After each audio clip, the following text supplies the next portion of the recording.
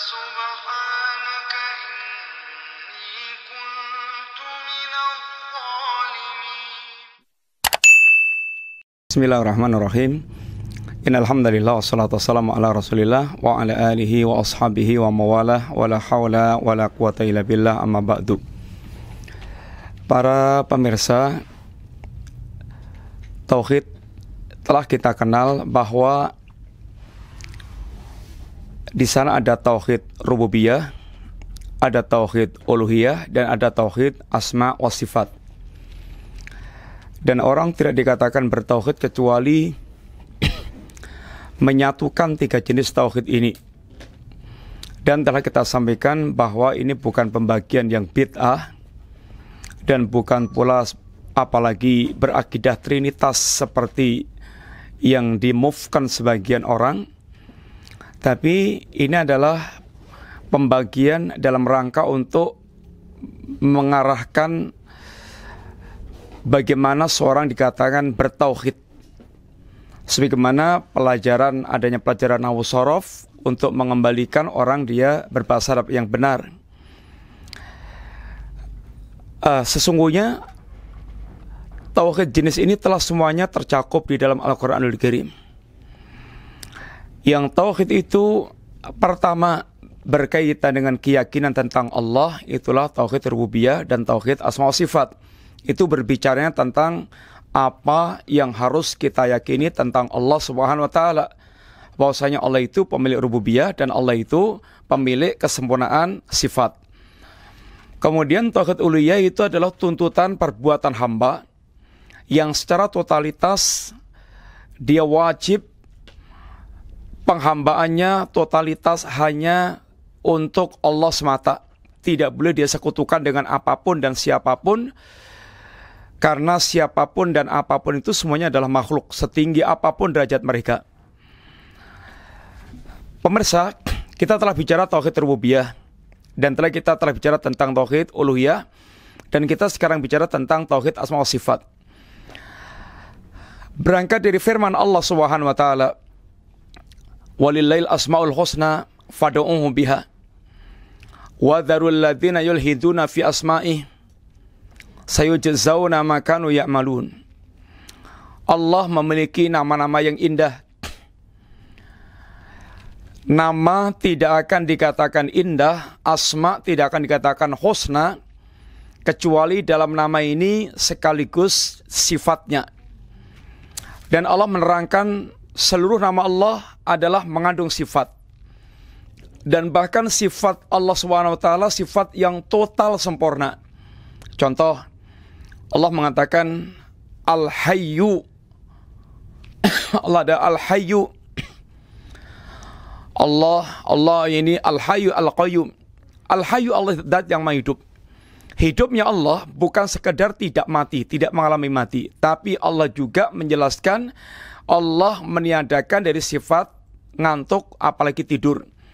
Sehingga ketika bicara tentang yaitu kesempurnaan Allah, sempurnanya total. Allah memiliki nama-nama yang indah. Fad'uuhu biha. Ketika Allah menjelaskan tentang nama-nama Allah yang indah ini, kita diperintahkan Allah untuk berdoa kepada Allah, beribadah kepada Allah dengan nama-nama tersebut. Berkaitan dengan doa, masalah, doa permintaan, maka nama-nama dan sifat Allah itu kita gunakan sebagai wasilah. Yaitu kita sebelum berdoa kepada Allah, kita menyebut nama-nama Allah, sifat-sifat Allah, sehingga nama dan sifat Allah untuk mengantarkan doa yang kita panjatkan kepada Allah Ta'ala. Seperti Ya Hayyu Ya Qayyum birahmatika astaghith, atau Ya Rahman Ya Rahim irhamni, Ya Tawaf Ya Ghaffar ighfirli, Ya Razzaq urzuqni, dan seterusnya. Meminta kepada Allah dengan mengawali nama dan sifat Allah Subhanahu wa taala. Kemudian berkaitan dengan doa ibadah, ini ibadah kita ini totalitas semuanya hakikatnya doa. Salat kita, puasa kita, zakat kita, haji kita adalah doa. Kalau kita ucapkan dengan lisan, ya Allah, jadikanlah salat, puasa, zakat, haji yang kulakukan, Engkau selamatkan diriku dari neraka dan Engkau masukkan aku ke dalam surga. berkaitan dengan bagaimana praktek beribadah kepada Allah dengan nama-nama yang Allah miliki, yaitu kita mewujudkan amaliyah sesuai dengan kandungan sifat dalam nama Allah tersebut, sehingga semua nama dan sifat Allah ini menuntut kita beribadah kepada Allah sesuai dengan kandungannya. Contoh, Allah Ar-Rahman Ar-Rahim, Allah zat yang maha penyayang, Allah rahmatnya luas, Allah adalah yang Arhamur Rahimin, yang paling penyayang di antara yang penyayang. Apa ibadah kita? Ibadah kita tidak boleh putus asa dari rahmat Allah karena luas rahmat Allah Ta'ala. Kemudian bagaimana? Apalagi di antaranya, kalau kita ingin disayang oleh Allah, sayangilah para hamba Allah. Irhamu man fil ardi, yarhamkum man fis sama. Sayangilah hamba Allah yang di muka bumi, Allah yang di langit akan menyayangi Anda. Ini adalah mewujudkan kandungan atau beribadah kepada Allah dengan kandungan nama atau kandungan sifat yang ada dalam nama Allah Ta'ala. Sehingga barang siapa yang semakin mengenal nama Allah, semakin mengenal hakikat sifat Allah, dia akan semakin sempurna dalam beribadah kepada Allah SWT.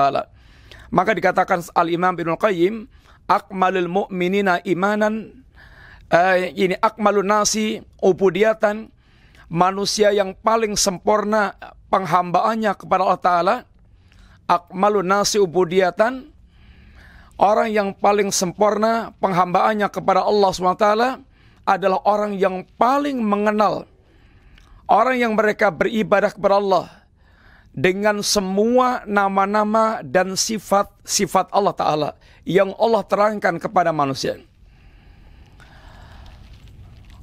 Ini adalah orang paling sempurna penghambaannya. Karena semakin dia mengenal Allah, dia akan mewujudkan apa yang terkandung di dalam nama Allah atau sifat yang terkandung dalam nama Allah tersebut.